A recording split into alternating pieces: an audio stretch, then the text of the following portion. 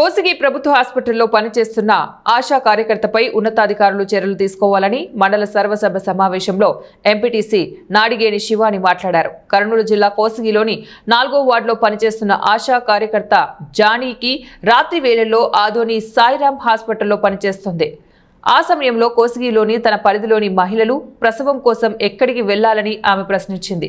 ప్రసవాలు అనేది చెప్పి రావు కదా, రాత్రి సమయంలో గర్భిణీలకు జరగరానిది జరిగితే ఎవరు బాధ్యత తీసుకుంటారని ఎంపీటీసీ శివాని ఆగ్రహం వ్యక్తం చేసింది.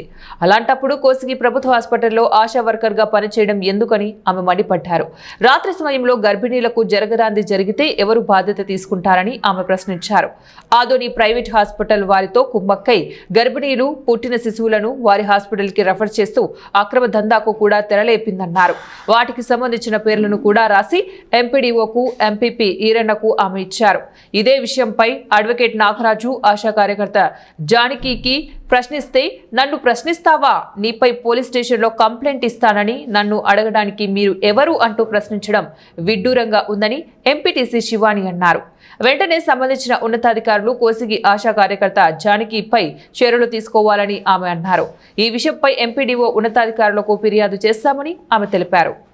నేను కోసిగి గ్రామవాసి, నా పేరు కొండగేని గారి నాగరాజు, ఆదోని సబ్ కోర్టు నందు న్యాయవాదిని.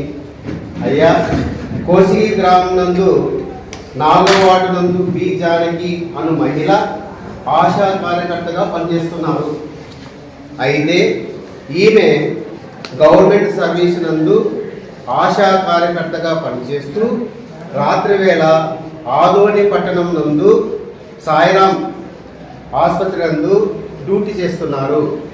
కానీ ఈమె గత సంవత్సరం నుండి 2, 3, 4, 5, 6 వార్డులందు గర్భిణీ స్త్రీలను స్కానింగ్లకు, కాన్పులకు, ప్రతి సమస్యలను ఆదోనిలోని ప్రైవేట్ నర్సింగ్ హోమ్కు తీసుకొని వెళ్ళి ప్రతి పనికి ప్రైవేట్ ఆసుపత్రి యాజమానులతో కుమ్మక్కై రెఫరల్ పొందుతూ వేల రూపాయలను దండుకుంటూ సొమ్ము చేసుకుంటుంది.